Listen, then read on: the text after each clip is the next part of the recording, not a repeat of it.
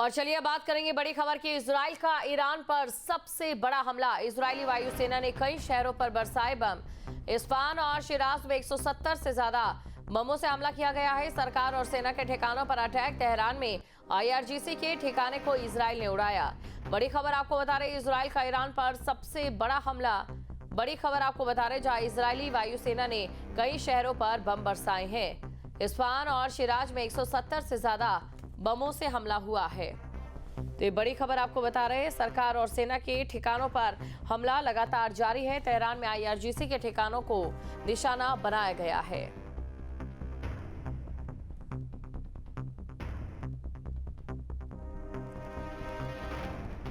तो इस्फहान और शिराज में 170 से ज्यादा बमों के जरिए निशाना बनाया गया। सरकार और सेना के ठिकानों पर अटैक किया गया है। ये बड़ी खबर आपको बता रहे हैं। साथ ही आपको ये भी जानकारी दे दी, इजराइल का ईरान पर अब तक का सबसे बड़ा हमला।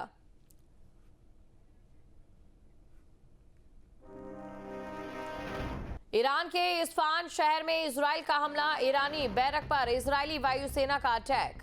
तो ईरान के इस्फहान शहर में यह हमला हुआ है। बड़ी खबर आपको बता रहे, ईरान के इस्फहान शहर में इजराइल का हमला। तस्वीर एक बार आपको दिखा देते हैं। तस्वीर आपके सामने आप देख सकते हैं किस प्रकार यहां पर हमला हुआ है। ईरान के इस्फहान शहर में इजराइल का हमला। तो ईरानी बैरक पर इजरायली वायुसेना का अटैक। ईरान के इस्फहान शहर में इजराइल का हमला। ये बड़ी खबर। ईरानी बैरक पर इजरायली वायुसेना का अटैक। ईरान के इस्फहान शहर में इजराइल का हमला। लगातार एक दूसरे पर हमले जारी है और ईरानी बैरक पर इजरायली वायुसेना ने हमला किया है। IDF ने ईरान पर हमले का जारी किया वीडियो। ईरान के 6 सैन्य हवाई अड्डों पर हमले का दावा है। ईरान के आसमान में इजरायली फाइटर जेट्स तैनात। ये बड़ी खबर आपको बता रहे हैं, जहां पर IDF ने ईरान पर हमले का वीडियो जारी किया। ईरान के 6 सैन्य हवाई अड्डों पर हमले का दावा किया गया है। ईरान के आसमान में इजरायली फाइटर जेट्स तैनात कर दिए गए।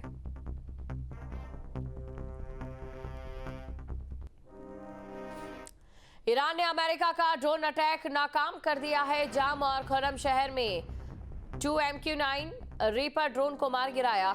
अब तक अमेरिका के 11 MQ-9 ड्रोन को नुकसान पहुंचा है। CBS न्यूज के हवाले से ये खबर आपको बता रहे हैं। तो बड़ी खबर आपको बता रहे, जाम और खुर्रम शहर में 2 MQ-9 रीपर ड्रोन से हमला किया गया। अब तक अमेरिका के 11 MQ-9 ड्रोन को नुकसान पहुंचा है। CBS न्यूज के हवाले से एक खबर आपको बता रहे हैं।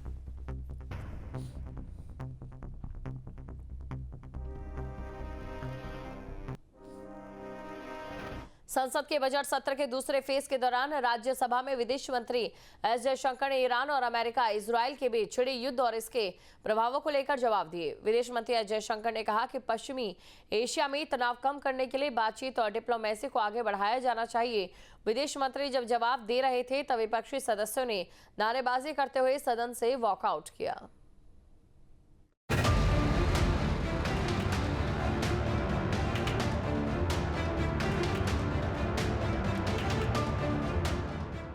संसद का बजट सत्र और पहले ही दिन गहमा गहमी। राज्यसभा की कार्रवाई शुरू होते ही सदन में विपक्ष का शोर सुनाई दिया।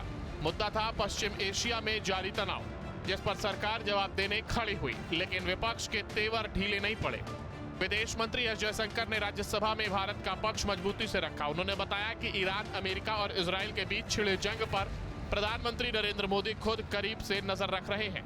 भारत की चिंता सिर्फ कूटनीतिक नहीं बल्कि अपने नागरिकों और ऊर्जा जरूरतों को लेकर के भी है। Chairman sir, throughout this period, government maintained close contact with relevant countries. Honorable Prime Minister himself has spoken to the President of UAE, the Amir of Qatar, the Crown Prince of Saudi Arabia. Jaishankar ने साफ किया कि भारत ने 20 फरवरी को ही बयान जारी कर संयम बरतने की अपील की थी।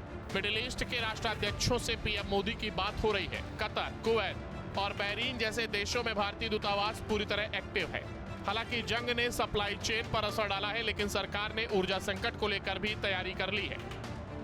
युद्ध के बीच फंसे भारतीयों के लिए राहत की बात यह है कि आर्मेनिया के रास्ते उन्हें निकाला जा रहा है।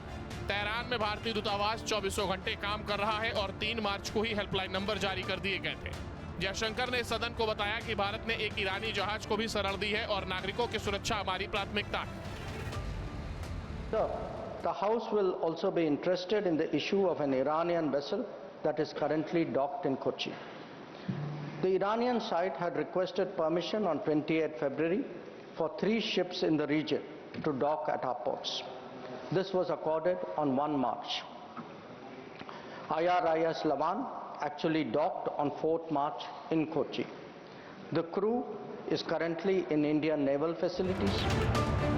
लेकिन जब विदेश मंत्री देश की सुरक्षा और रणनीति पर जवाब दे रहे थे, तभी विपक्षी सदस्यों ने हंगामा शुरू कर दिया।